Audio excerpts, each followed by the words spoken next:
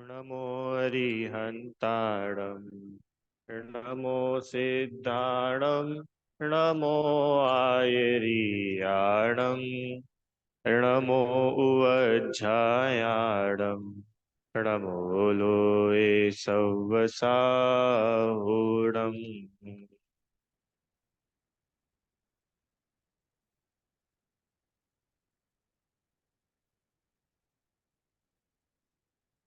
अरहंत सिद्ध सूर्य उपाध्याय साधु सर्व अर्थ के प्रकाशी मांगलिक उपकारी है। तिनको स्वरूप जान राग ते भई जो भक्ति काय को न माय स्तुति को चारी है।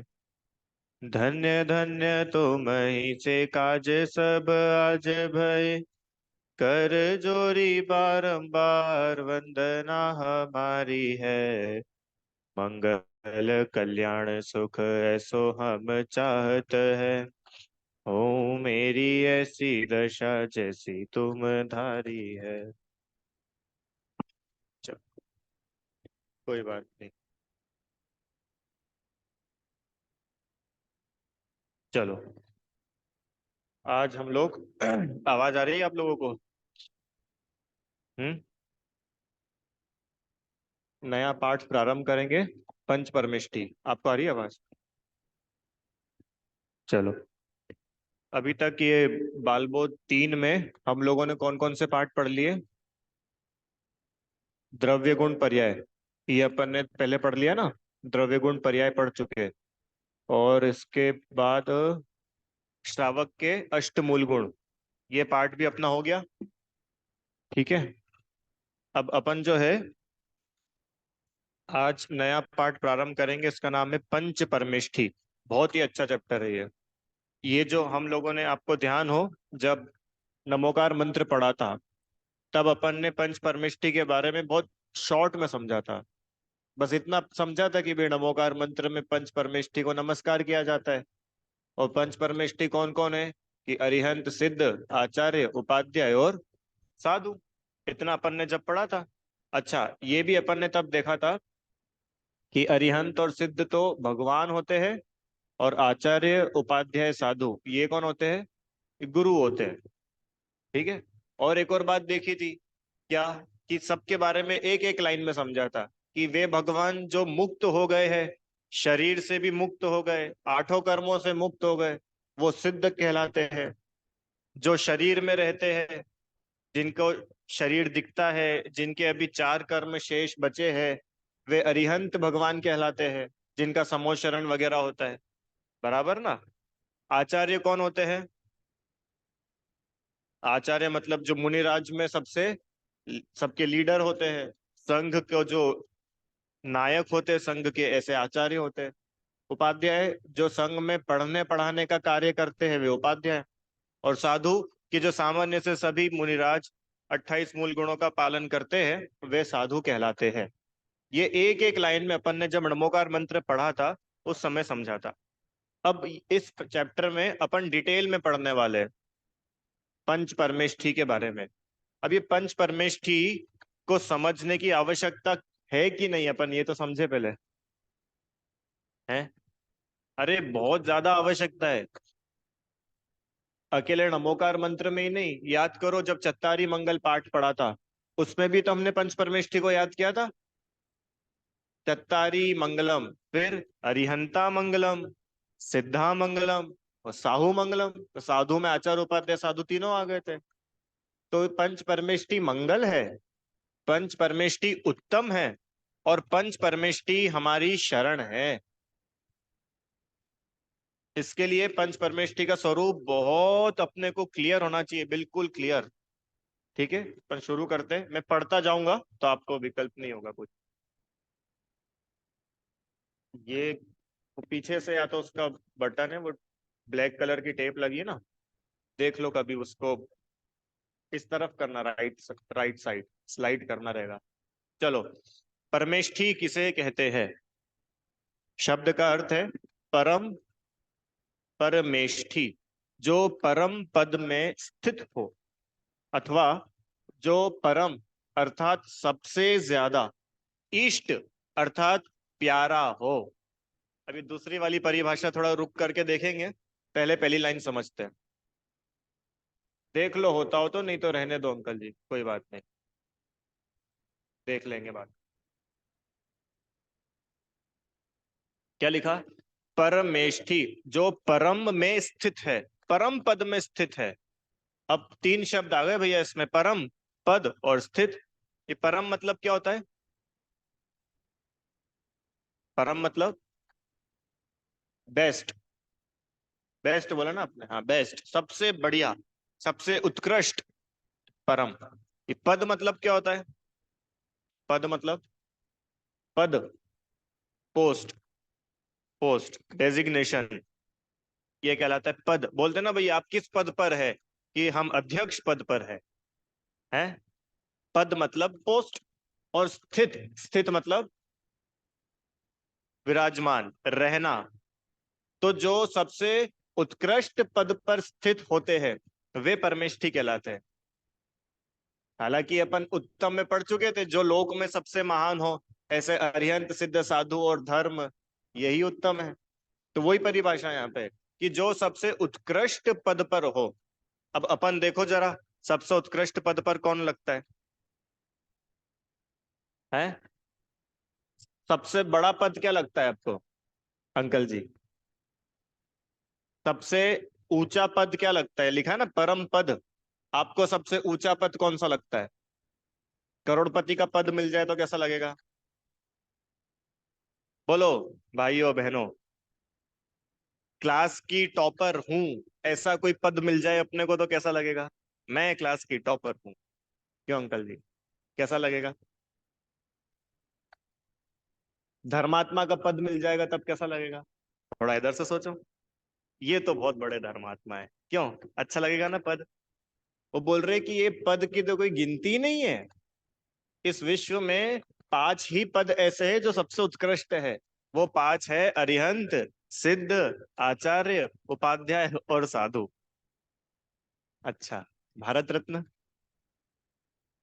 क्यों? भारत रत्न तो अच्छा पद है ना, कितना बढ़िया। सही सही बोलना है। हाँ, वो तो अपने द्वारा बनाए हुए हैं, और अपनी कल्पनाओं में बड़े पद है। समझ में आया ना? भारत रत्न कोई बड़ी उपाधि नहीं है, आचार्य ही अपने आप में बहुत बड़ी उपाधि है। अरे पंच परमेष्ठी में किसी ना किसी नंबर पर रहना, ये अपने आप में सबसे बड़ी बात है। क्यों? ग्लोबल क्या बोलते हैं उसको, एक और क्या होता है? एक तो भारत रत्न होता है, Nobel, Nobel, Nobel prize. Nobel prize मतलब पूरे विश्व में दिया, भारत रत्न तो इंडिया का टॉप मोस्ट है, पूरे वर्ल्ड का सबसे बड़ा प्राइज की नोबल। तो बोलो, नोबल प्राइज चाहिए कि मुनि पद चाहिए? नोबल ओबल सब छोड़ो, गिनीज बुक में रिकॉर्ड तो चाहिए ना। ये अपने को समझना चाहिए। अच्छा ईमानदारी से बताना कि ये ना, ये पहली लाइन अपनी सारी गुत्थी सुलझाने वाली है। अपने को कौन से, अभी अरिहंत और सिद्ध को तो छोड़ो क्योंकि वो भी दिखते नहीं है ना अपने को, आचार्य उपाध्याय साधु तो दिखते हैं। सही सही बताना, आप किन आचार्य, किन उपाध्याय और किन साधु को बड़ा मानते हैं? जैसा मान के चलो यहाँ पर पांच मुनिराज विराजमान हो, हैं, और इन पांच में से एक मुनिराज ऐसे है जिनके नाम पर Guinness book of world record में नाम दर्ज है जिनका। तो बताओ, ज्यादा महिमा किन मुनिराज की आती है? अपने अपना देखना भैया झांक करके, ज्यादा महिमा किन मुनिराज की आएगी? क्यों? जैसे एक और एग्जांपल दूं, एक एग्जांपल और देता हूँ, नाम ले लेना कोई भी। जैसे मुनि 108 मुनि श्री डैश डैश सागर जी, ठीक है, लगा लेना कोई भी नाम। एक तो नॉर्मल अपन ने लिया, और एक मैं ऐसा बोलूं, बड़ी बड़ी बड़ी बड़ी उपाधियां लगा करके सारी, और उसके बाद मुनि श्री डैश डैश डैश सागर जी। तो कब महिमा आती है अपने को? जब नाम के आगे अपने को बहुत सारी उपाधियां लगी दिखे, तो क्या लगता है, अरे ये तो बहुत बड़े हैं। अरे ये सारी उपाधियां तो रागी द्वेषियों ने दी है, स्वार्थी लोगों ने दी है। इनका स्वार्थ पूरा नहीं हो तो ये उपाधियां छीन ले वापिस। इन उपाधियों में दम कितना है। अरे वे मुनिराज है, वे साधु है, यही अपने आप में बहुत बड़ी बात है। समझ में आया। तो मुनिराज तो वीतरागी होते हैं, वो कोई उपाधियां चाहते भी नहीं है। आपको मालूम है आचार्य होते हैं ना, आचार्य, वे भी जब समाधि की तरफ रहते हैं तो अपने आचार्य पद तक का त्याग कर देते हैं। उनको वो आचार्य पद भी भार लगता है, भार। तो वो आचार्य पद जिनको भार लगता हो, उनको संसार के पद भार नहीं लगेंगे। भार है। ये अपने को विचारना चाहिए कि मुनिराज की महिमा किसी बाहर के पदों से, किसी अवार्ड से, किसी रिकॉर्ड से, किसी रत्न से नहीं है। अरे मुनिराज की महिमा तो रत्न त्रय से है, और वो तो उनके पास में है ऑलरेडी। देखो साफ साफ तो लिखा है, जो परम पद में स्थित हो वे परमेश की। अच्छा, प्रॉब्लम क्या है कि हर मुनिराज भारत रत्न नहीं हो पाएंगे। हर मुनिराज गिनीज बुक ऑफ रिकॉर्ड वाले नहीं हो पाएंगे। अब तुम किन को पूजोगे और किन को छोड़ोगे। अरे भाई दीक्षा तो सबने लिए ना, सब मुनि धर्म का पालन कर रहे हैं ना। तो तुम्हारे लिए तो फिर कोई एक्स वाई जेड बहुत बड़े हो जाएंगे, और कोई एक्स वाई जेड तो कुछ रहेंगे ही नहीं। क्यों? क्योंकि इनके पास तो कोई उपाधि ही नहीं है। थोड़े नाम के आगे 20-25 उपाधियां लगी हो तो मजा आए।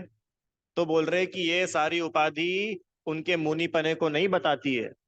ये सारी उपाधियों की वजह से वे पूजनीय नहीं है। वे तो रत्नत्रय को धारण किए हुए हैं, इसलिए पूजनीय है। समझ में आया। तो जो ऐसे परम उत्कृष्ट पद में स्थित हो वे परमेष्ठी कहलाते हैं। समझ में आया। पहली बात। दूसरी बात, जैसे किसी व्यक्ति पद, पद की बात करते, पद मतलब पोस्ट। तो जितनी बड़ी पोस्ट होती है उतनी बड़ी रिस्पॉन्सिबिलिटी होती कि नहीं होती है। जैसे मान के चलो, एक चपरासी है, चपरासी के ऊपर एक अधिकारी है, अधिकारी के ऊपर एक ऑफिस का हेड है, उस ऑफिस के हेड के ऊपर जोनल हेड है, जोन का, रीजनल हेड है, फिर एक कलेक्टर है, फिर एक चीफ मिनिस्टर है, और एक प्रधानमंत्री है। तो जितनी रिस्पॉन्सिबिलिटी एक चपरासी की है, क्या प्रधानमंत्री की भी उतनी ही होगी? अब आप सोच रहे हो प्रधानमंत्री पद कितना बड़ा है, तो उस पद की जिम्मेदारी कितनी बड़ी होगी, है ना। प्रधानमंत्री प्रधानमंत्री पद पर रहते हुए क्या ऐसे कोई काम कर सकता है जिससे उस प्रधानमंत्री पद की हंसी उड़े? क्यों? मोदी जी प्रधानमंत्री रहते हुए कैसे काम करेंगे बताओ? कि जैसे एक प्रधानमंत्री को शोभा देते हैं वैसे करेंगे। ऐसे ही पंच परमेष्ठी, अरिहंत, सिद्ध, आचार्य, उपाध्याय, साधु, ये कितने उत्कृष्ट पद है, कितने महान डेजिग्नेशन है। तो हम अगर ऐसे परमेष्ठी पद को अंगीकार करें तो सोचो हमारी कितनी जिम्मेदारी बढ़ जाती है। हम परमेष्ठी पद पर रह करके परमेष्ठी पद को लजाने वाला काम नहीं कर सकते। इतनी जिम्मेदारी है हो जाती है ना, क्योंकि वो तो सबसे उत्कृष्ट पद है। इसलिए मुनिराज का एक गुण होता है, जितने मुनिराज है वे मुनिराज गंभीर होते हैं। मुनिराज का एक गुण होता है गंभीरता, धीरता, मैच्योरिटी। क्यों? क्योंकि जिस पद को उन्होंने ग्रहण किया है वो जगत में पूजा जाता है, उसकी पूजा की जाती है। चलो समझ में आई ना भाई पहली बात।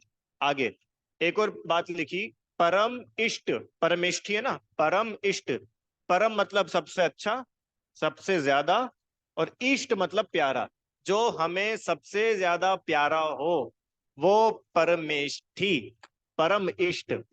जो हमारे लिए सबसे अधिक प्रेम, वात्सल्य और पूज्यता के पात्र हो वे परमेष्ठी होते हैं। चलो अब परमेष्ठी कौन कितने होते हैं? 5। कौन कौन से? अरिहंत, सिद्ध, आचार्य, उपाध्याय, साधु। ये 5 नाम किस किस को याद नहीं है? ऐसा कोई है क्या? सबको याद है ना, णमोकार मंत्र बोलते ही है सभी लोग, उसमें पांचों नाम आते हैं, अरिहंताणम, सिद्धाणम, आयर्याणम, उवज्जायणम, सव्वसाहुणम। हाँ, परम इष्ट। देखो, ये जो परमेष्ठी शब्द है ना, ये दो प्रकार से मिलते हैं, कहीं कहीं परमेष्ठी भी मिलता है और कहीं परमेष्टि भी मिलता है। तो जो परमेष्टि है, तो उसको परम इष्ट के रूप से उसका अर्थ बनता है, और परमेष्ठी जो सबसे उत्कृष्ट पद में स्थित, वो परमेष्ठी। ऐसा उत्कृष्ट पद में जो स्थित है, सबसे उत्कृष्ट पद में जो स्थित है, वो परमेष्ठी। ठ। चलो, अब ये जो पांचों ही परमेष्टि है, ये पांचों ही परमेष्टि वीतरागी है और ज्ञानी है। ये दो तो गुण है ना उनमें, ज्ञान और वैराग्य। पांचों ही परमेष्टि का एक गुण है कि पांचों ही परमेष्टि वीतरागी भी है और ज्ञानी भी है। अंतर क्या है कि अरहंत और सिद्ध जो है, वो तो पूर्ण रूप से वीतरागी है। अरिहंत सिद्ध तो 100% वीतरागी। हाँ, और ज्ञानी की ओर से देखे तो पूर्ण रूप से ज्ञानी भी है। अरिहंत भगवान और सिद्ध भगवान, इनमें कोई ज्ञान की कमी है क्या? कि नहीं, इनको तो केवल ज्ञान हो गया ना, सर्वज्ञ हो गए ना। तब तो तीन लोक का ज्ञान है, तीन लोग को जानते हैं। अब आचार्य उपाध्याय साधु जो है, ये कैसे है कि ये पूर्ण वीतरागी तो नहीं है, पर पूर्ण वीतरागता की तरफ बढ़ने वाले हैं। तो उनके लिए शब्द है एक देश वीतरागी। एक देश मतलब पार्शियल, पार्शियल, 100% नहीं, पर कुछ कुछ वीतरागी। इसलिए मुनिराज को भी हम बोलते थे ना, वीतरागी मुनिराज की जय। तो कोई लड़ने आ जाए कि कहां से वीतरागी मुनिराज, वीतरागी तो भगवान होते। अरे वो 100% वीतरागी नहीं है, पर पार्शियली वीतरागी है। एक बात। और ज्ञानी की बात करें तो वे ज्ञानी भी है। हाँ, पूर्ण ज्ञानी नहीं है। अब देखो, एक बात पूछता हूं, जैसे मान के चलो कोई मुनिराज है, उनको शास्त्रों का बहुत ज्यादा ज्ञान नहीं हो, उनको इतना नहीं समझ पाते हो, और कोई गृहस्थ है, वो बहुत बड़ा जानकार हो सब शास्त्रों का। तो अभी अपन ने बात की ना कि मुनिराज ज्ञानी होते हैं, तो अब बताओ, वो गृहस्थ अधिक ज्ञानी है कि मुनिराज अधिक ज्ञानी है? बोलो। क्वेश्चन समझ में आया ना, कितना सिंपल क्वेश्चन है। कोई मुनिराज, आचार्य उपाध्याय साधु, या चलो साधु ही पकड़ो, कोई सामान्य मुनिराज है, वो मुनिराज को ग्रंथों का ज्यादा ज्ञान नहीं है। और कोई गृहस्थ हो, श्रावक हो, उसको बहुत ज्यादा ज्ञान हो ग्रंथों का। तो बताओ ज्यादा ज्ञानी कौन? बोल सकते हो, बोलो। मुनिराज के लिए 1 और श्रावक के लिए 2। 1 1। क्या कहना है आपका? 1। लोग बोल रहे मुनिराज ज्यादा ज्ञानी है। बोलिए। मुनिराज। ये चारित्र की बात नहीं चल रही, अभी तो ज्ञान की बात चल रही है। चारित्र की लेवल पे देखेंगे तो मुनिराज महान है। अभी ज्ञान की बात चल रही ना, चारित्र में तो वीतरागता आ गई, तो वो चारित्र, वीतरागता चारित्र के साथ में चला गया। अभी ज्ञान की बात चल रही है। हाँ, अधिकतर लोग 1 कह रहे हैं, कोई 2 भी बोल रहे हैं कि भाई श्रावक ज्यादा ज्ञानी है।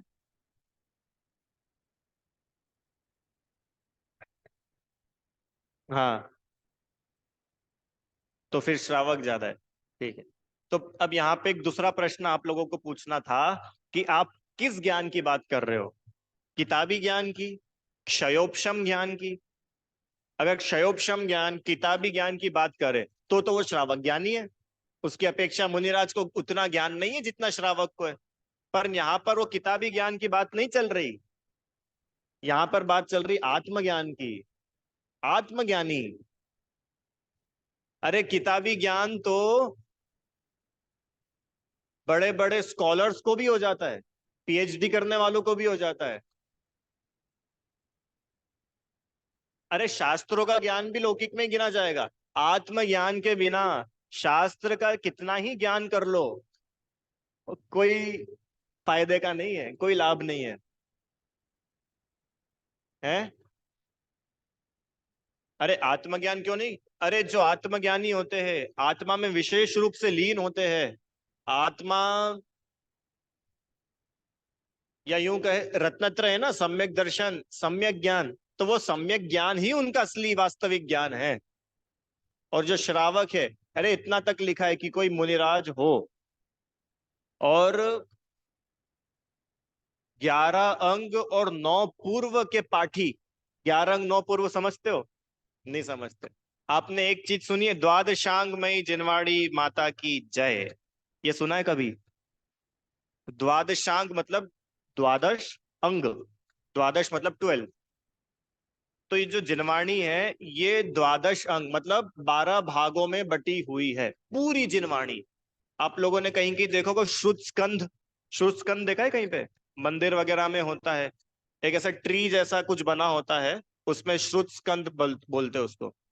मतलब भगवान के समो शरण में केवल ज्ञानी भगवान ने जो कुछ भी बताया, वो उस द्वादशांग में पूरा का पूरा आ जाता है।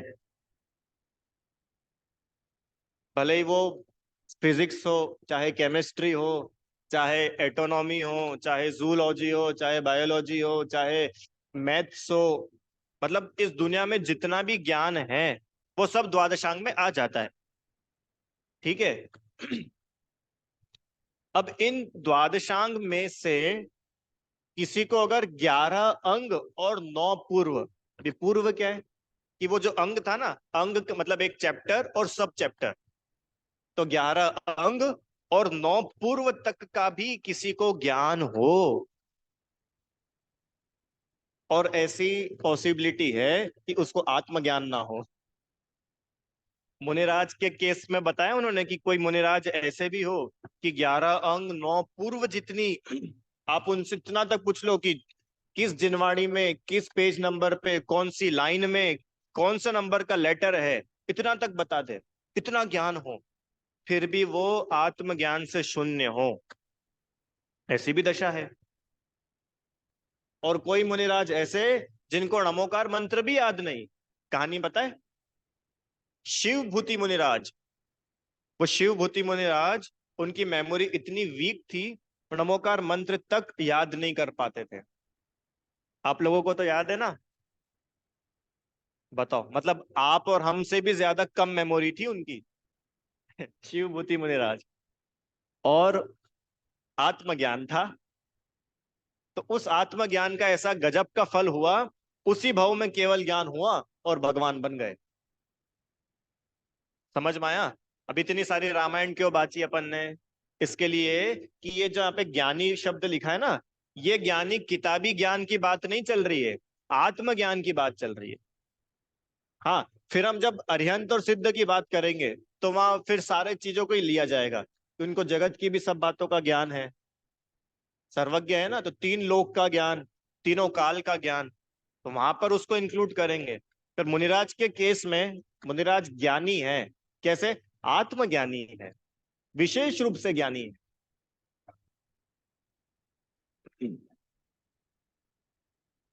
ना। आत्मज्ञान तो है ही, अरिहंत सिद्ध को भी आत्मज्ञान तो है ही, पर आत्मज्ञान के साथ साथ 3 लोक का ज्ञान, तो उस,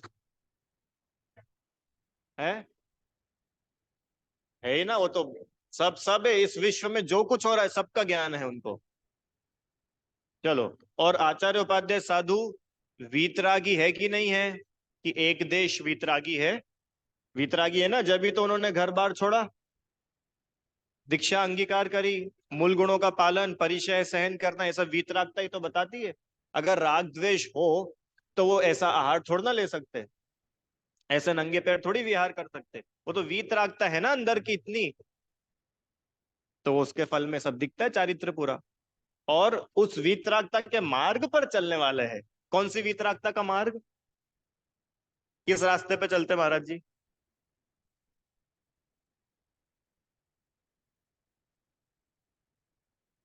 वीतरागी तो है, और वीतरागता के मार्ग पे चल रहे, तो कौन से मार्ग की बात चल रही है? अरे मोक्ष मार्ग। उसमें इतना क्या सोच रहे हो?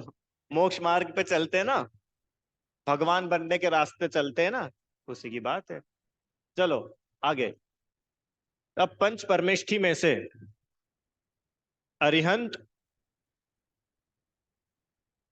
पर ऊपर से देखो, चलो सिद्ध भगवान सबसे बड़े सिद्ध, सिद्ध भगवान जो है वो देव है। आचार्य उपाध्याय और साधु गुरु है। और अरिहंत जो है वे देव भी है और गुरु भी है। अब ये बात समझ नहीं आई, क्यों अरिहंत भगवान देव भी और गुरु भी? ये तो पार्शलिटी होगी ना, सिद्ध भगवान बड़े तो उनको दो दो दे देते तो समझ भी आता। अरिहंत भगवान को एक, अरिहंत भगवान को दो दे दिया आपने।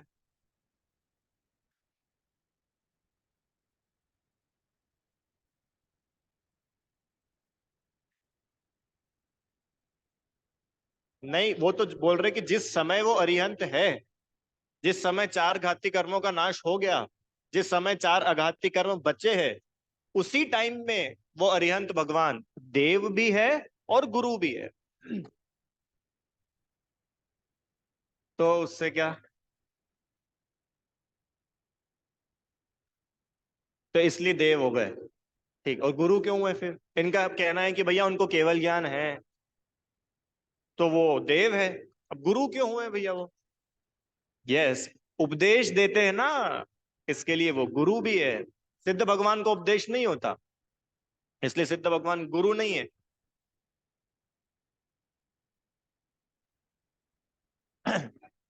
हैं? कहलाते, इनका प्रश्न है कि जो ऐसे भी केवली होते हैं, अरिहंत होते हैं, जो तीर्थंकर तो नहीं होते, पर अरिहंत तो होते हैं ना, अपन तीर्थंकर भगवान में पढ़ के आए थे। तो फिर उनको गुरु बोलते कि नहीं बोलते? अरे वे भी गुरु होते हैं। अब देखो, गुरु अकेले वही नहीं होते जो वाणी से बोल करके समझाए। अरे गुरु तो वो होते हैं जो मौन भी रहे और जिनको देख करके समझ जाए, वो भी तो गुरु है।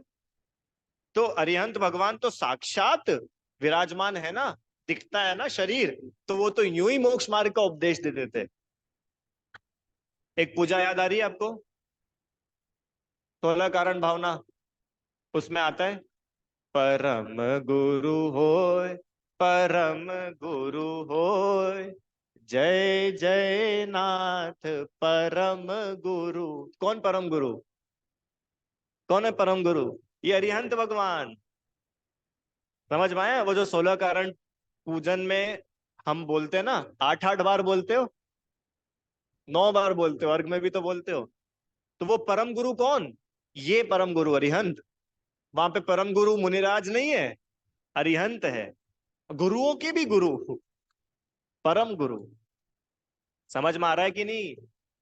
तो अरिहंत जो है वे हमारे गुरु भी है, क्योंकि वो तो मोक्ष मार्ग का उपदेश देते ही है साक्षात। और देव है क्योंकि उन्होंने चार घाती कर्मों का नाश किया, अनंत चतुष्टय प्रकट हुए, समो शरण आदि विभूतियां है, केवल ज्ञान आदि है, हितोपदेशी है। तो उस अपेक्षा हमारे देव है। चलो, क्यों आचार्य उपाध्याय साधु देव नहीं है? देव नहीं है तो फिर पूजा नहीं करनी चाहिए कि भाई पूजनीय तो है, पर अरिहंत सिद्ध जैसे देव है वैसे देव नहीं है, क्योंकि वो अभी पूर्ण वीतरागी का हुए हैं। अभी तो वीतरागता प्राप्त करेंगे ना, तो जब वे देव कहलाएंगे। तीन चीजें होती है ना, देव, शास्त्र और गुरु। तो आचार्य उपाध्याय साधु गुरु में आ जाते, अरिहंत सिद्ध देव में आते। और अरिहंत भगवान द्वारा बताई गई वाणी और जिनवाणी शास्त्र है। चलो, अब अपन अपने पहले परमेष्ठी के बारे में, यहां तक कोई प्रश्न नहीं, ये बिल्कुल कॉमन जनरल अपन ने पांचों परमेष्ठी के बारे में पढ़ा। अब अपन को शुरू करना है, अरिहंत परमेष्ठी किसे कहते हैं। करें शुरू? चलो, अब यहाँ पे जो परिभाषा है ये मोक्ष मार्ग प्रकाशक जी के आधार से है, तो अपन उसी के आधार से पढ़ेंगे। बहुत अच्छी डेफिनेशन दी है। अरिहंत किसे कहते हैं? चलो, सबसे पहले जो गृहस्थ पना त्याग कर, पहली पहली लाइन लिखिए, जो गृहस्थ पना त्याग कर। अरिहंत कौन? कि वो कोई आपको दिख रहा है? नहीं देखना है क्या? इसको थोड़ा ऐसा कर लो, पर आपको भी नहीं दिखेगा। चलो कोई बात, सुन लो। जो गृहस्थ पना त्याग कर, बोलना हाँ ठीक है। अब इसका मतलब क्या होता है? इसका मतलब,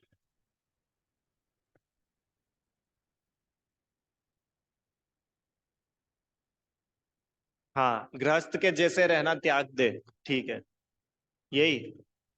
जो गृहस्थ पना त्याग कर, अरिहंत की परिभाषा चल रही है, तो अरिहंत भगवान की परिभाषा में सबसे पहली लाइन क्या लिखी? जो मतलब, अब आगे लिखेंगे कि जो ये सब चीजें जिनमें होती है वो अरिहंत है। अब जो में सबसे पहली बात क्या आई? गृहस्थ पना त्याग कर। गृहस्थ मतलब अपने जैसे जीव, हम गृहस्थ कहलाते हैं। जो घर में रहे सो गृहस्थ। तो जो घर का त्याग कर दे वो अरिहंत।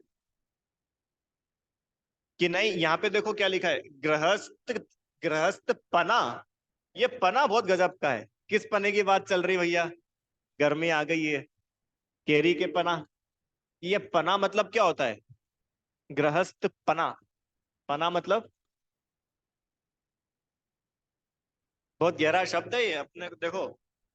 गृहस्थ पना त्याग कर, इसका मतलब कि गृहस्थी तो छोड़ी, गृहस्थों जैसे सुख भी छोड़े। अरे, घर तो एक बेघर के पास भी होता है, गरीब के पास भी होता है, भिखारी के पास भी नहीं होता है। इनके पास भी घर नहीं होता है ना, तो क्या अपन इनको गृह त्यागी बोलते हैं क्या? कि नहीं, भले ही घर नहीं है पर घर पना है, घर में रहने की भावना है, गृहस्थों के जैसे कंफर्ट जोन में रहने की भावना है। अच्छा बताओ, आप और हम लोग घर में रहते तो एक कंफर्ट जोन में रहते कि नहीं रहते? हम्म। जरा ठंड लगी तो कंबल ओढ़ लेते, गर्मी लगी तो पंखा चला लेते, और ज्यादा हवा चली तो खिड़की दरवाजे बंद कर लेते हैं। क्यों? अपने घर में रसोई होती है, अपने को जो इच्छा होती है अपन सो बना करके खा लेते हैं। जो इच्छा होती है, जैसी इच्छा होती है, जितनी इच्छा होती है उतना सब करते। तो ये गृहस्थ पना, मतलब घर में तो रहते हैं और घर में रचे पचे भी रहते हैं, दोनों बातें हैं ना। अब अरिहंत भगवान के लिए क्या है कि गृहस्थ पना त्यागा है जिन्होंने, ऐसे जीव अरिहंत बनते हैं। समझ में आया? अकेला घर नहीं छोड़ा, घर तो बहुत लोग छोड़ देते। अरे किसी को देश आजाद कराना होता है तो वो भी अपना घर बार छोड़ देता है। किसी को कोई बहुत बड़ा काम करना होता है, कोई सोशल वर्क करना होता है, वो भी तो घर छोड़ता है कि नहीं? है? अभी राहुल गांधी ने घर छोड़ा हुआ है कि नहीं छोड़ा हुआ है? राहुल गांधी ने घर छोड़ा है।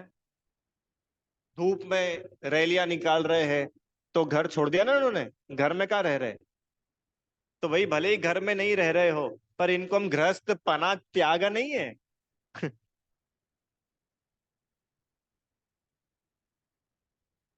हाँ। हाँ, घर भले ही छोड़ दिया, अरे अभी आपने घर छोड़ दिया, अभी आप आपके घर में हो क्या? अपन लोग अपने घर में है क्या? पर घर में रहने की इच्छा तो है ना अपने। तो घर का भले ही अभी त्याग है। अभी अपन घर कौन सा लेके आए मंदिर में? तो घर का त्याग है। पर गृहस्थ पने का, गृहस्थ पने का त्याग नहीं हुआ। समझ में आए? गृहस्थ पना मतलब गृहस्थियों, गृहस्थों को जैसा भी, जो भी कंफर्ट जोन है, उस पूरे कंफर्ट जोन को जो त्याग देते हैं वो है गृहस्थ पने के त्यागी। कि चलो साहब त्याग तो कर दिया, अब इससे क्या होगा, क्या करना है आगे? कि अगली लाइन लिखी, मुनि धर्म अंगीकार कर। स्टेप है मुनि धर्म अंगीकार करने की। क्या लिखा है? अरिहंत बनेंगे ना, तो बिना मुनि बने तो अरिहंत बनेंगे नहीं। क्यों बिना मुनि बने अरिहंत बन सकते क्या? अच्छा बताओ। मैं दीक्षा तो नहीं लूं और घर में रहते रहते ही अरिहंत बन जाऊं तो? मैं दीक्षा नहीं लूंगा, मुनि दीक्षा नहीं लूंगा, और घर में रहते रहते ही मैं अरिहंत बन जाऊं, कपड़े पहना पहना। हो सकता है कि नहीं हो सकता? नहीं हो सकता। कपड़े पहने पहने मोक्ष हो सकता है क्या? नहीं हो सकता। क्यों नहीं हो सकता? कि कपड़े पहने हैं, ये तो राग है ना। तो रागी को मोक्ष कैसे हो जाएगा? राग तो दोष है। इसलिए उन्होंने बोला कि वो राग तुम घर का घर में छोड़ के आओ, गृहस्थ पना त्यागो, फिर मुनि धर्म अंगीकार करो। समझ में आया मुनि बनने का प्रोसेस? बोलो भाई संदीप भैया, मुनि बनने का क्या प्रोसेस है? क्या प्रोसेस है? बस कपड़े उतारो, केश लोच करो और पीछे कमंडल ले लो साहब बन गए मुनि। नहीं, इसका नाम मुनि बनना नहीं है। गृहस्थ पने का त्याग हो, वो मुनि बनता है। अंकल जी, पता चले आपने यहाँ 5 लोगों का परिवार छोड़ा और यहाँ 5,000 लोगों का नया परिवार बना लिया, पूरी समाज को ही अपना परिवार बना लिया। इसका मतलब अभी गृहस्थपना नहीं छूटा, गृहस्थों जैसी आदतें नहीं छूटी, गृहस्थों के जैसा कंफर्ट जोन नहीं छूटा। तो जब अभी गृहस्थ पना ही नहीं छूटा, तो मुनि धर्म कैसे अंगीकार हुआ? तो क्रम है ना। क्यों? मैं प्राइमरी की तो एग्जाम दूं नहीं और हायर सेकेंडरी में एडमिशन कैसे मिल जाएगा? प्राइमरी के एग्जाम दिए बिना हायर सेकेंडरी में एडमिशन मिल जाएगा और मेरे को डिग्री भी मिल जाएगी? ऐसा थोड़ी होगा। समझ में आया? तो बोलो, अपन लोगों को मुनि बनना है कि नहीं बनना है? आप लोगों को मुनि बनना है कि नहीं बनना है? अरे हाँ तो बोलो। हाँ, हाँ नहीं बोलोगे? अभी मैं पूछूंगा ना आप लोगों को भगवान बनना है कि नहीं, तो सब हाँ बोलेंगे, हाँ हाँ हाँ हाँ। भगवान बनने जन्मे हम क्यों? भगवान बनने को सब तैयार हो, और मुनि बनने के लिए? तो भगवान की परिभाषा पढ़ रहे हैं अपन कि अरिहंत किसको बोलते हैं? कि जो पहले मुनि बनते हैं वे ही भविष्य में अरिहंत बनते हैं। बिना मुनि बने अरिहंत बनने की सारी कल्पनाएं छोड़ देना कि चलो ठीक है हम मुनि बनने के लिए तैयार है। क्या करे? कपड़े उतार दे, केशलोच कर ले, पिछी कमंडल ले ले, हो जाएंगे मुनि। खड़े होके आहार कर लेंगे और तुम बोलोगे तो। क्यों? कि भाई साहब, नहीं, इन सब के पहले गृहस्थ पने का त्याग होता है। बिना गृहस्थ पने के त्याग के कैसे मुनि पना होगा? क्योंकि वो दो अलग अलग है ना, गृहस्थ और मुनि। ये दो अलग अलग एंटिटी समझ में आती है कि नहीं आती है? बोलो। एक गृहस्थ दशा, एक मुनि दशा, तो ये दो अलग अलग पहचान है ना। तो जब ये गृहस्थ पना छूटेगा ही नहीं, तो मुनि धर्म होगा कैसे? अंकल जी, सबसे पहली शर्त क्या है? सबसे पहली शर्त मुनि बनने की? हाँ, गृहस्थी नहीं छोड़नी है, गृहस्थ पना छोड़ना है। गृहस्थी और गृहस्थ पने में अंतर समझ में आया है? देखो, जैसे मान लो किसी व्यक्ति ने शादी नहीं करी, तो गृहस्थी तो उसकी भी नहीं है। उसकी क्या गृहस्थी? अच्छा बताओ। तो इसका नाम नहीं है गृहस्थ पना। घर में रहने के वो सारे भाव, वो सब त्यागो।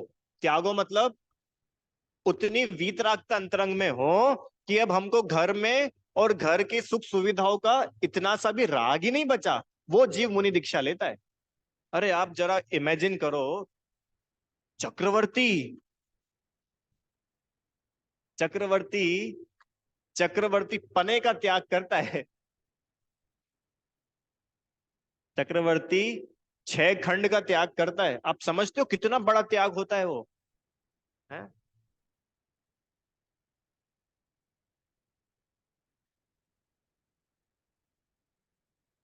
यस, ठीक, ये अच्छा बताया कि जो गृहस्थी का त्याग है वो तो फिजिकल बाहरी बाहरी निवृत्ति है, और गृहस्थपना ये अंतरंग निवृत्ति है। समझ में आया ना? मानसिक, मेंटली, या और सिस्टमेटिकली बोले तो राग द्वेष का त्याग, वो गृहस्थपने का त्याग है। क्यों?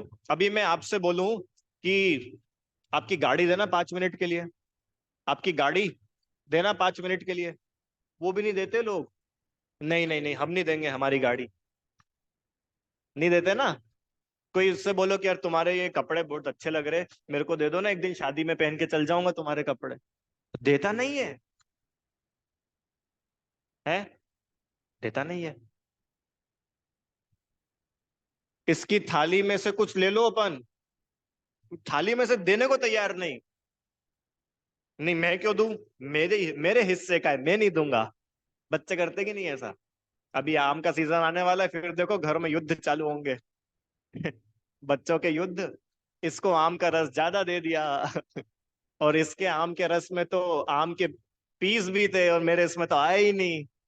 अब वो उसके आम का एक चम्मच इससे उसको देने को तैयार नहीं है। तो इससे पता चलता है ना अपना राग कितना ज्यादा है। और उन चक्रवर्ती शांतिनाथ, कुंथुनाथ, अरहनाथ, भरत चक्रवर्ती, क्या वीतरागता होगी।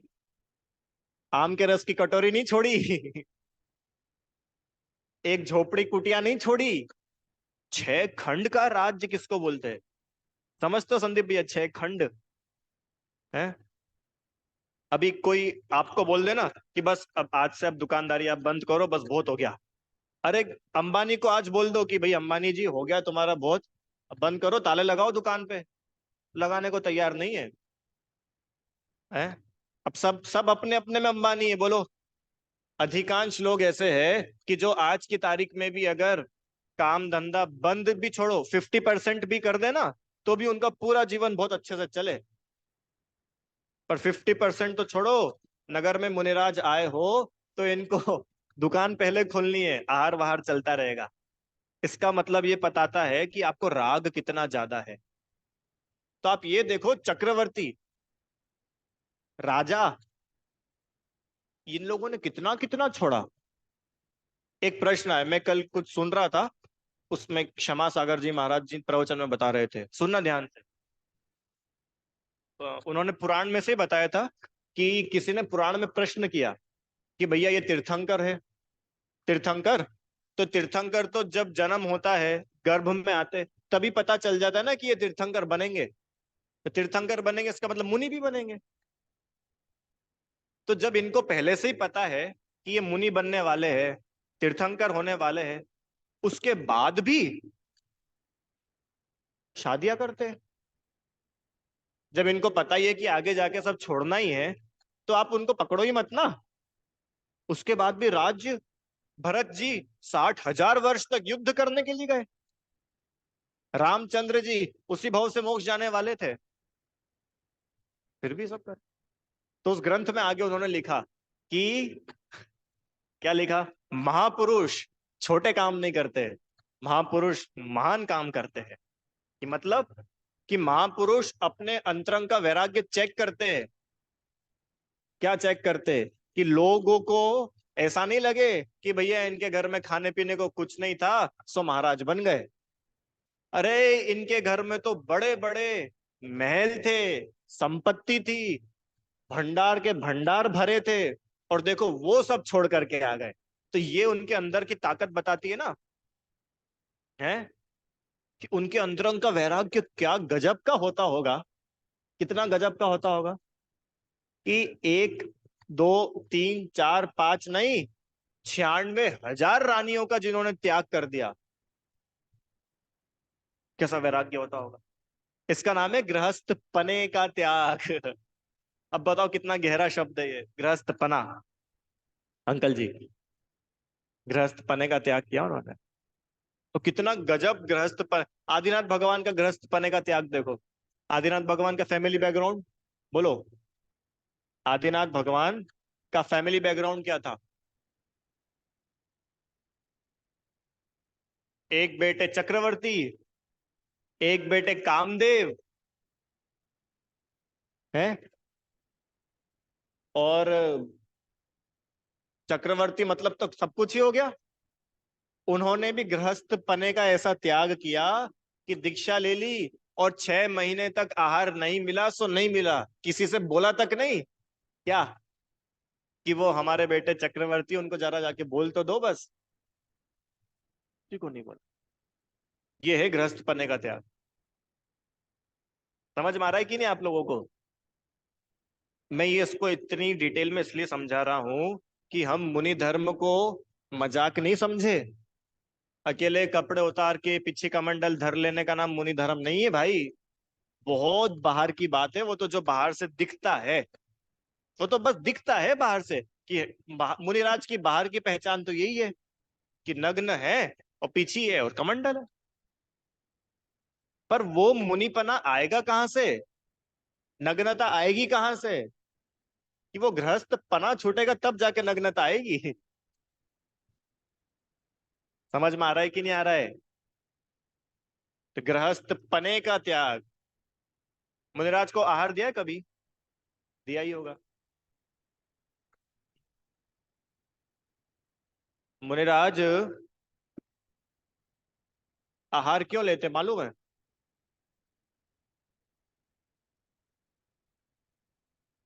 शरीर को चलाने के लिए। और चलाने के लिए भी नहीं, तपस्या करने के लिए। मतलब शरीर चले काय के लिए कि हम बहुत फिट रहे, बिल्कुल बढ़िया सिक्स पैक्स। नहीं नहीं, तपस्या। तपस्या हो, और तपस्या के लिए शरीर स्वस्थ रहे इसकी आवश्यकता है। तो ये शरीर चलता रहे जिससे हमारी तपस्या होती रहे, उसके लिए मुनिराज आहार लेते हैं। और गृहस्थ काय के लिए आहार लेता है? स्वाद के लिए आहार लेते हैं। अरे बताओ ना, हम आप स्वाद के लिए आहार लेते हैं और मुनिराज पेट के लिए आहार लेते हैं। कितना अंतर है, कितना अंतर है। मुनिराज पेट के लिए आहार लेते, स्वाद के लिए नहीं लेते। अरे स्वाद के लिए आहार लेना तो हम लोगों का लक्षण है गृहस्थ पने का। और मुनिराज के तो ऐसी वीतरागता है कि तुम चाहे नमक डालो चाहे नहीं डालो। हाँ, मैंने एक बार सुनाया था ना आपको। एक बार की बात है, देखो एक बार की बात है। आ, एक मुनिराज थे, अभी थोड़े सा टाइम पहले की बात है। तो फिटकरी रखी थी चौके में, फिटकरी सुनाई थी ना मैंने बात। और नमक, तो नमक और फिटकरी दोनों को अपन पीस लो, एक जैसे दिखेंगे, सफेद पाउडर। और उन मुनिराज को आहार में नमक डालने की जगह पूरे आहार में क्या डाली? फिटकरी, फिटकरी, फिटकरी। और उन्होंने ले लिया आहार। इसका नाम है गृहस्थ पने का त्याग। समझ में आया? क्योंकि गृहस्थ अकेली गृहस्थी नहीं, गृहस्थों जैसी सुविधा का त्याग। क्यों संदीप भैया? आपको तो कोई चीज पसंद ना आए मान के चलो, तो अपन बोल देते ना, अरे नमक कम है। अरे ये नहीं, आज तो तुम ये बनाओ, बहुत दिन से डोसा नहीं खाया, डोसा बनाओ। महाराज जी ऐसा मेन्यू कार्ड डिसाइड करते कि नहीं? क्या महाराज जी के मेन्यू कार्ड चलता होगा ना? इडली तो बना ही दो, बहुत दिन हो गए, हमारे गांव में हम खाते थे। कि नहीं, अब वो गृहस्थ पने का त्याग है ना, उसको भाव ही नहीं आता। इतनी उत्कृष्ट होती मुनि दशा। आप लोगों को समझ में आ रहा है कि नहीं आ रहा है? अरे इतनी वीतरागता तो हमारे मुनिराजों में होती है। तो सोचो, अरिहंत भगवान की क्या महान वीतराग। ये तो मुनिराज, मुनिपना जो है ना, ये तो खाली अरिहंत दशा की पहली स्टेप है। मुनि दशा अरिहंत अवस्था की फर्स्ट स्टेप है, ओनली फर्स्ट स्टेप। उसमें इतनी अंतरंग में वीतरागता होती है, तो सोचो अरिहंत दशा कितनी बड़ी बात है। वापस अब पढ़ रहे हैं अपन अरिहंत, पर पहले मुनिपना तो समझे, क्योंकि मुनि हुए बिना अरिहंत हुआ नहीं जाता। और मैं ये इसलिए इतना डिटेल में आपको बता रहा हूं कि हम लोग ये विचार करें कि मुनिराज कितने धन्य, कितने महान हैं। उन्होंने गृहस्थी ही नहीं छोड़ी, गृहस्थ पना छोड़ा। समझ में आया? दो शब्द पढ़, दो लाइन पढ़ी आज अपन ने बस। गृहस्थ पने का त्याग, और गृहस्थ पना त्याग करके क्या किया? मुनि धर्म अंगीकार किया। दो बातें याद हो गई।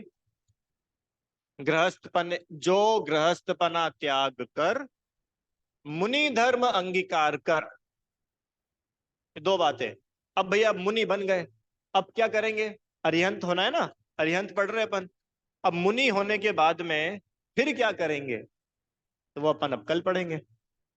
ठीक है? अभी मुनि हो गए आज तक, तो कल अरिहंत हो जाएंगे।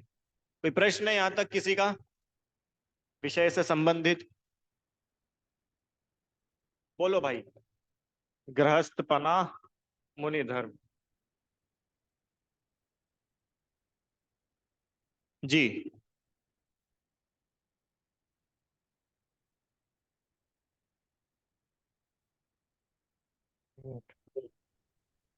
भैया जी,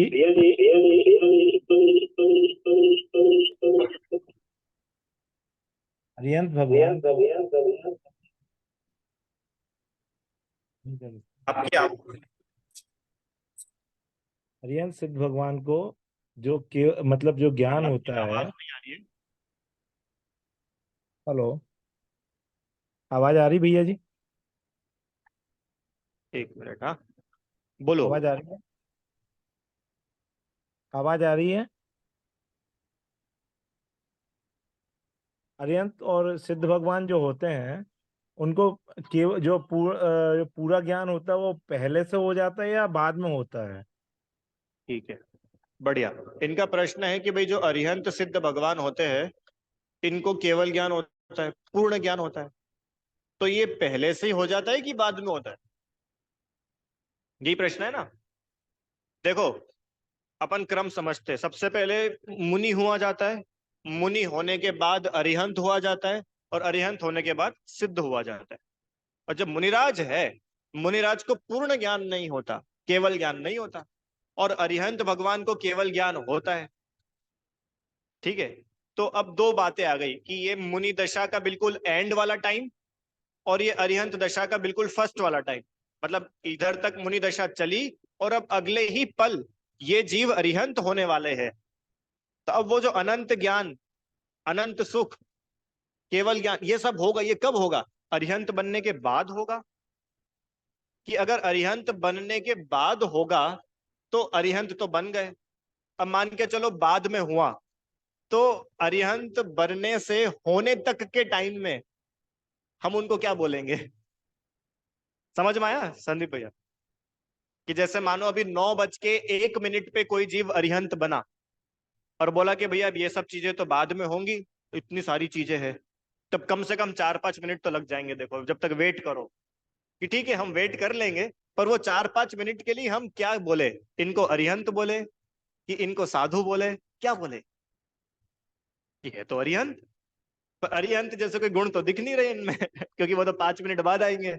कि नहीं, बाद में नहीं होता। कि फिर पहले ही हो जाता है क्या? कि पहले ही उनको अनंत ज्ञान हो गया, और अनंत ज्ञान होने की वजह से वो अरिहंत हो गए? कि अगर पहले ही अनंत ज्ञान हो जाता तो पहले तो वो मुनिराज थे, तो मुनिराज को अनंत ज्ञान कैसे हो जाएगा? तो पहले भी नहीं होता, बाद में भी नहीं होता। एक ऑप्शन और बचा है, क्या? एक साथ होता है ये ऑप्शन भी है ना, उसी समय होता है, कोई टाइम गैप नहीं होता इसमें।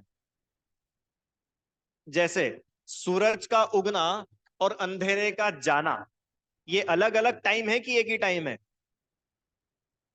एक ही बात है। आप यूं बोलो अंधेरा गया, या यूं बोलो सूरज आया। ऐसे ही चार कर्मों का नाश होना और ये चार गुण प्रकट होना, ये कोई दो अलग अलग काम नहीं है। वो तो दो अलग अलग व्यू से हम देख रहे हैं, काम तो एक ही हुआ। यहां ज्ञानावरणी कर्म का नाश हुआ, ये तो बोला हमने नेगेटिव साइड से, और यहां केवल ज्ञान प्रकट हुआ, ये बोला पॉजिटिव साइड। यस, इसको बोलते हैं अस्ति नास्ति। टाइम नहीं है कि भैया देखो ज्ञानावरणी कर्म तो चला गया, अब केवल ज्ञान का इंतजार कर रहे कि भैया वो आए तो अब हम सब कुछ जाने। ऐसा नहीं होता, क्योंकि ज्ञानावरणी कर्म की वजह से ही तो केवल ज्ञान ढका हुआ था। देखो एक और एग्जांपल देता हूँ। ये डिब्बी दिख रही है, ठीक है। रुमाल दिख रहा है, ठीक है। अब ये मैंने रुमाल हटाया और डिब्बी दिखी, तो बताओ क्या हुआ? कि रुमाल हटना ही डिब्बी दिखा गया, उसमें कोई टाइम का गैप थोड़ी ना था। ऐसे ही ज्ञानावरणी कर्म हटा तो केवल ज्ञान हुआ। तो ज्ञानावरणी कर्म का नाश होना, अभी अपन आगे पढ़ेंगे ना चार घाती कर्मों का क्षय, तो उसमें पढ़ेंगे ज्ञानावरणी। तो वो कर्म का क्षय हुआ, और कर्म का क्षय हुआ और होने के बाद नहीं, उस ही समय आत्मा में वे गुण प्रकट हो गए, वो अरिहंत दशा है।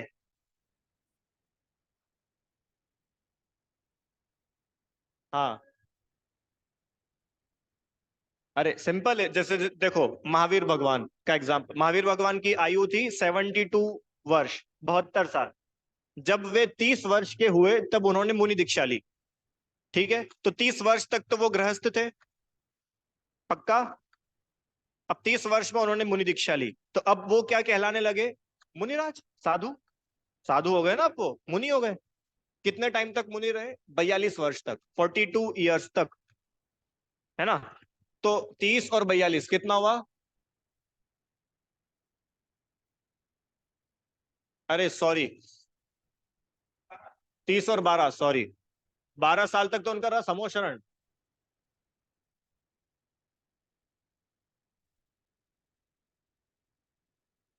यार क्या गणित है भैया ये, बोलो। भूल गया मैं।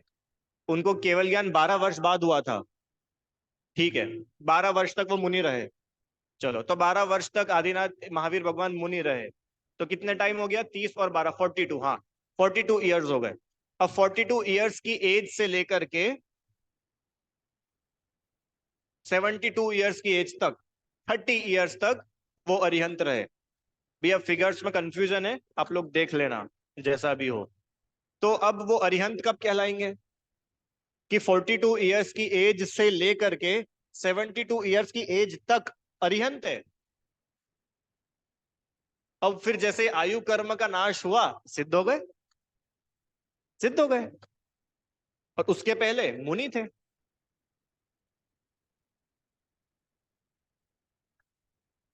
हाँ, ऐसा मतलब जितने टाइम वो अरिहंत रहे, जैसे ये थे अपने आदिनाथ भगवान। तो आदिनाथ भगवान 1 लाख पूर्व में 1000 साल कम, इतने टाइम तक अरिहंत रहे।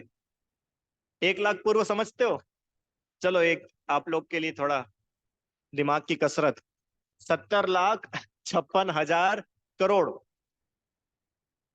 लिख लेना। 70,56,000, मतलब 70,56,000 हो गया, 70,56,000। और उसके आगे 7 बार जीरो और लगा दो, तो हो गया करोड़। हो गया। अब इसके आगे मल्टीप्लाई करो 1 लाख से, तो हो गया 1 लाख पूर्व। 1 लाख पूर्व में से अब 1,000 साल माइनस कर दो। इतने टाइम तक वे अरिहंत रहे, और 1,000 वर्ष तक वे मुनि रहे। बाहुबली भगवान 1 वर्ष तक मुनि रहे। भरत भगवान, अरे, अंतर मुहूर्त में केवल ज्ञान, यहां तो दीक्षा ली और अंतर मुहूर्त में केवल ज्ञान हो गया। मल्लीनाथ भगवान 6 दिन में केवल ज्ञान। सब है, सब मुनि तीर्थंकरों का मिल जाएगा आपको पुराण में। हाँ, अब अरे, इनको कौन दीक्षा देते, कि तीर्थंकर खुद से दीक्षा लेते हैं। तीर्थंकर किसी से दीक्षा लेते नहीं है।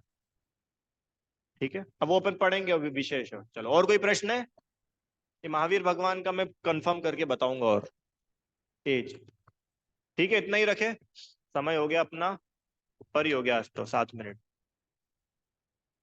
हे जिनवाणी भारती, तो ही जपू दिन रैन। जो तेरी शरणा गए, सो पावे सुख चैन। जा वाणी के ज्ञान ते, सूझे लोकालोक। सो वाणी मस्तक नमो, सदा दे हूँ ढोक।